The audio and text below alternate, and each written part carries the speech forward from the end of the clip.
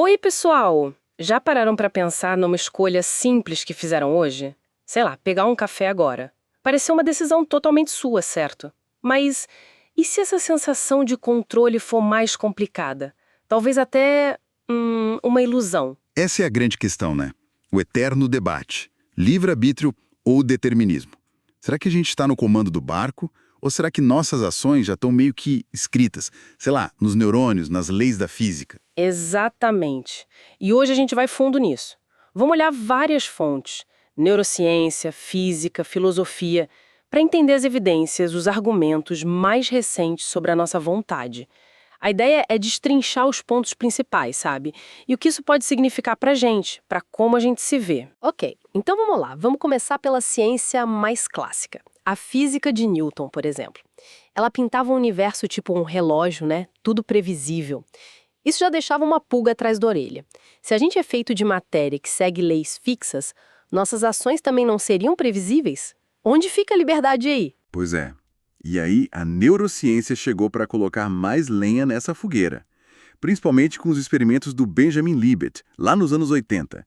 Ele usou EEG, que mede a atividade elétrica do cérebro, né? E pediu para voluntários simplesmente decidirem quando flexionar o pulso, por conta própria. E a descoberta foi... É. Meio chocante. O Libet achou uma atividade cerebral específica que ele chamou de potencial de prontidão, o RP.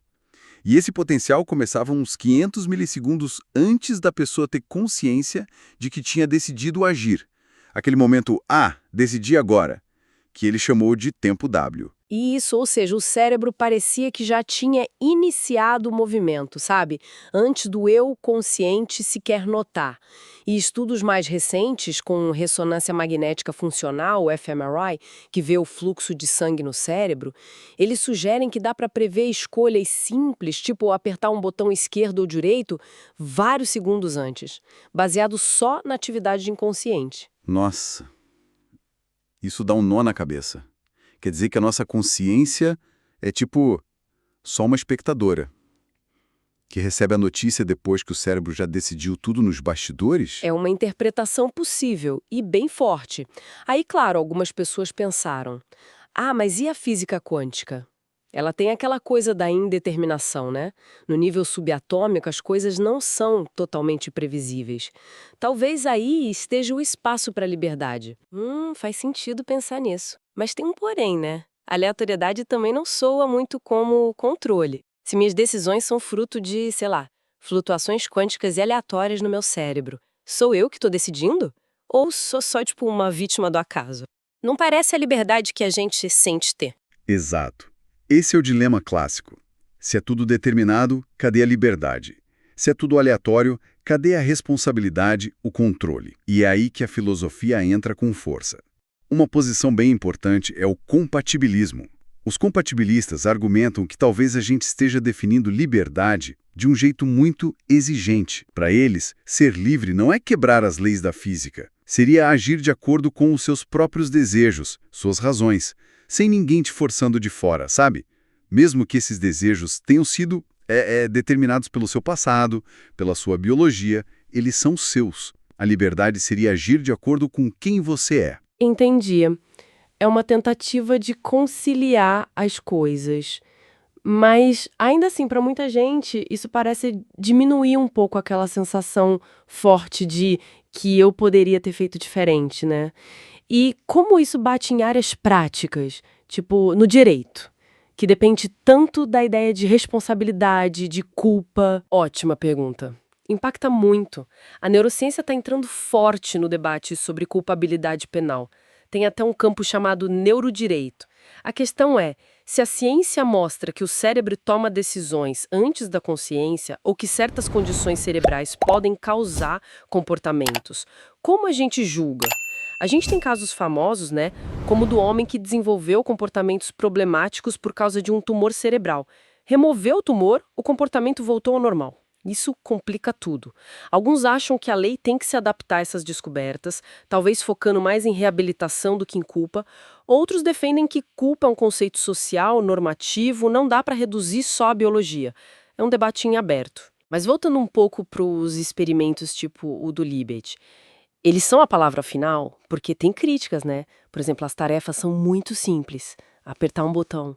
Será que isso se compara a decidir casar, mudar de emprego, decisões complexas da vida real? Exato, essa é uma crítica importante. A simplicidade da tarefa e o próprio potencial de prontidão, RP, o que ele realmente significa. O debate é intenso. Alguns pesquisadores hoje sugerem que talvez o RP não seja o sinal de uma decisão específica já tomada inconscientemente. Poderia ser só, digamos, ruído neural aleatório que vai acumulando até cruzar um certo limiar e disparar uma ação espontânea. Qualquer que seja. Ah, interessante. Então não seria uma pré-decisão, mas sim uma prontidão geral para agir. É uma das hipóteses. Outros ainda defendem que ele é sim um precursor específico da ação voluntária. Não tem consenso científico fechado sobre o significado exato do RP. E a própria medição do tempo W, o momento da intenção consciente, é subjetivo, né? Depende do relato da pessoa. O próprio Libet, aliás, ele não fechou totalmente a porta para o livre-arbítrio, né? Ele sugeriu que talvez a consciência não inicie a ação, mas ela poderia ter um poder de veto. Tipo, nos últimos milissegundos antes do movimento acontecer, a consciência poderia dizer não, cancela. Uma espécie de livre não-arbítrio. Sim, ele propôs essa ideia do veto consciente. E tem outra linha interessante vindo da física quântica, que você mencionou antes.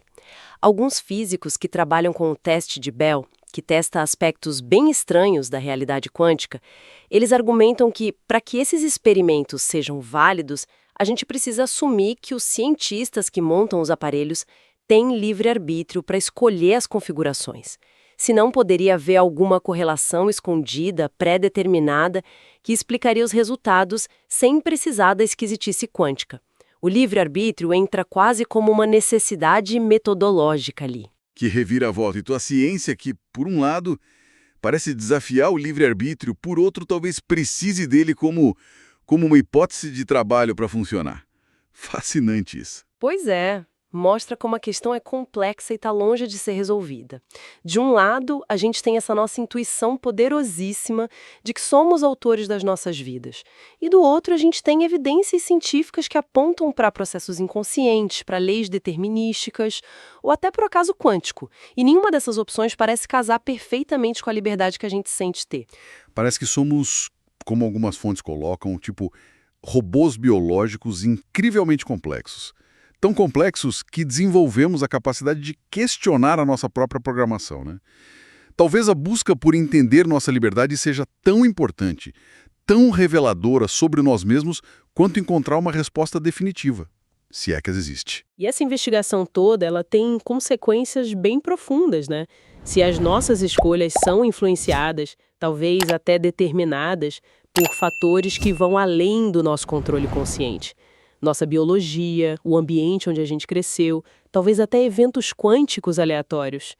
Como isso muda a nossa visão sobre responsabilidade, sobre culpa, mérito e até sobre compaixão? Fica essa reflexão final, então. Será que repensar o livre-arbítrio, entender melhor a complexidade por trás das nossas ações e das ações dos outros, será que isso poderia, no fim das contas, nos tornar mais compreensivos? Mais empáticos com as falhas, tanto as nossas quanto as alheias, sabendo que ninguém age num vácuo?